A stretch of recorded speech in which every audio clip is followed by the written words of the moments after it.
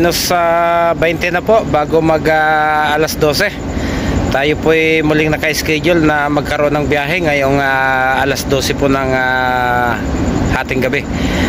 Tayo po ay magre-report doon sa Barangay Talayan, dito rin lang po sa Quezon City. Kaya tara na, biyahe na po tayo.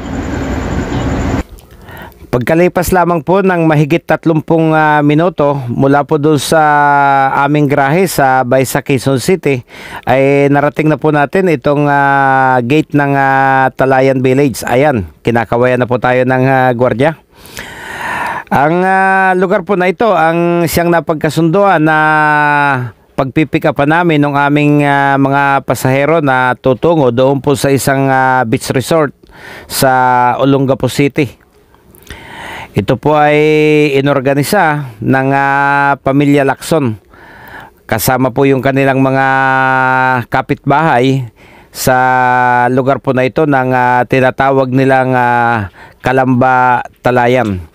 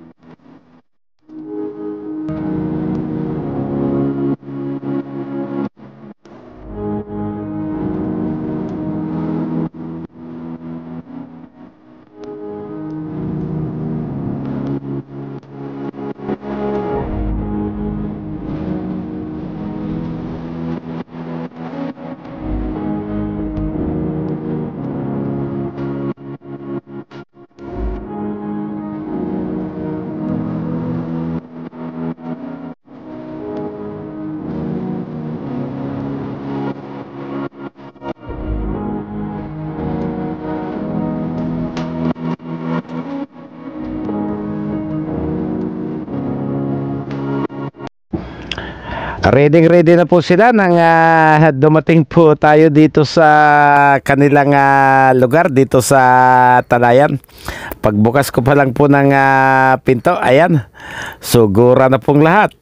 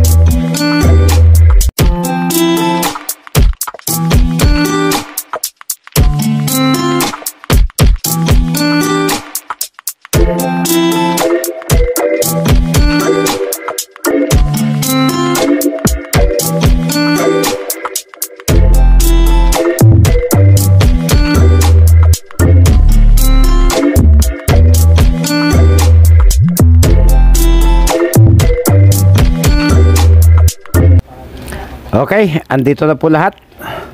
Go na po tayo.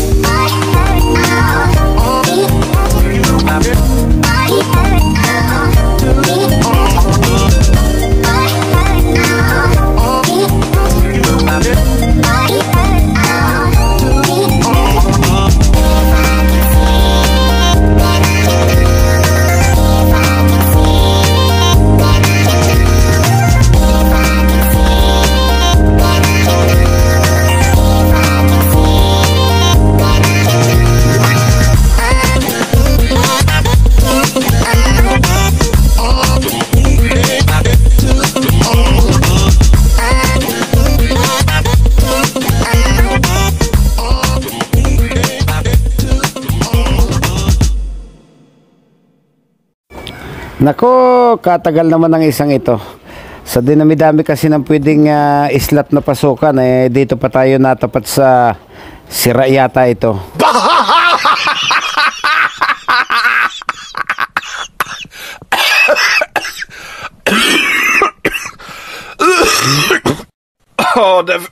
Det var helt forferdelig.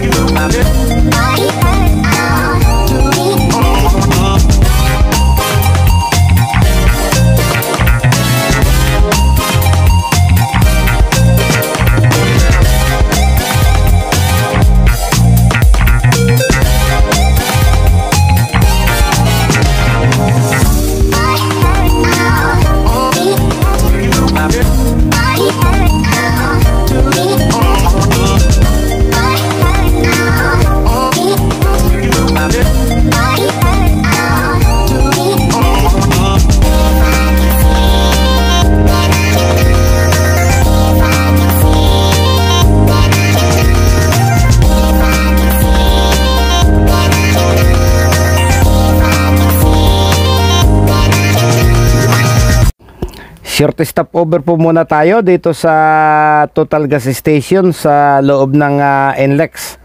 Dito po sa may San Simon na Pampanga para mapagbigyan po natin yung call of nature nitong ating mga pasahero.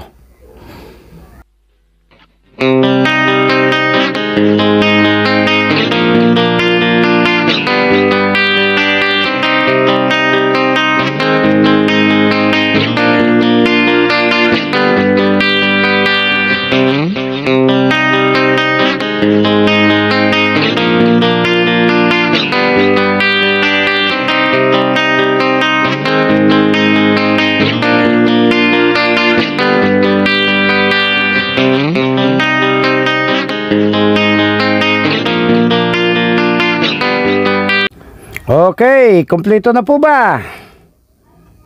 Sige, biyahe na po ulit tayo para maaga po tayong makarating.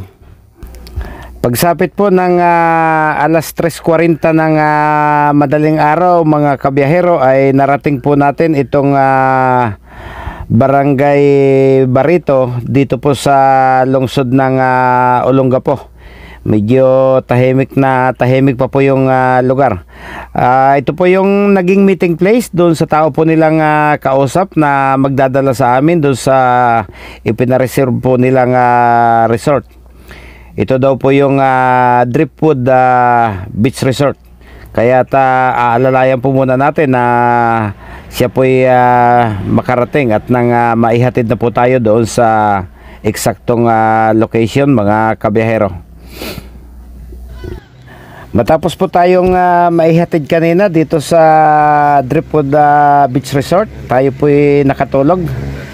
Nagising po tayo ng mag-aalas 8 na po ng umaga at nandito po yung mismong resort. Malinaw na malinaw pong nakikita sa camera ngayon dahil umaga na po. Nasa gilid po tayo ng mismong bakod na nakapagitan po dito sa parking at sa mga cottages nila. Susubukan po natin na pumasok sa loob para may pakita ko po sa inyo kung sakasakaling may plano po kayong magtungo dito, mabigyan ko po kayo ng ideya at may pakita sa inyo kung ano po ba yung hitsura mismo ng kanilang beach area, mga kabiyahero. Okay mga kabiyahero, ito po yung entrance nila. Dito po kayo pipila, katabi lang po ng grahe. At ito po yung karatula nila na nagbibigay sa atin ng impormasyon kung ano ang mga dapat bayaran. Ang entrance fee po, siguro per head dito is 25 pesos. At ang cottages po nila ay mayroong 4 na klase. Ang ranges po ng babayaran is 1,000 to 4,500. Siguro po, depende po sa ore o size ng cottage na ating kukunin. At ito na nga po yung kanilang papasok doon sa beachfront area po nila. Ang kagandahan po dito, marami po siyang puno. Malalaki po yung puno na nakahilira dito sa kanilang beach area. At nalililiman po mismo yung kanilang mga cottages. Kaya yung temperatura po ng hangin ay medyo okay. Maganda po talaga.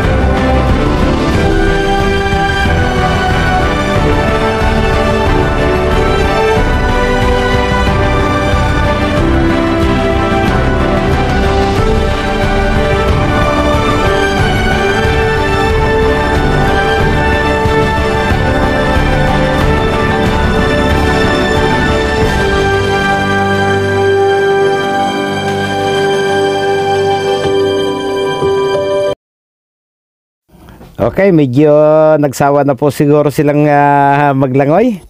Ngayon pong 4:30 kumpleto na po sila sa bus para bumalik po ng Maynila. Sa pamilya Lacson po at sa kanilang mga kamag-anakan na sumama po sa biyahe, sa kanila pong mga kapitbahay, maraming salamat po sa patuloy po na pagtangkilik ninyo sa Gold Line Tours. Sana po sa susunod na taon ulit para magkasama-sama po ulit tayo. Shoutout po sa inyong lahat, pamilya Lacson po, at sa magkakapitbahay ng Kalamba, Talayan sa Quezon City. Maraming salamat po sa inyong pagtangkilik sa amin. Ngayong taon din lang po kayo napalitan ng driver at unang pagkakataon din po na ako ang maging chopper ninyo. Maraming salamat.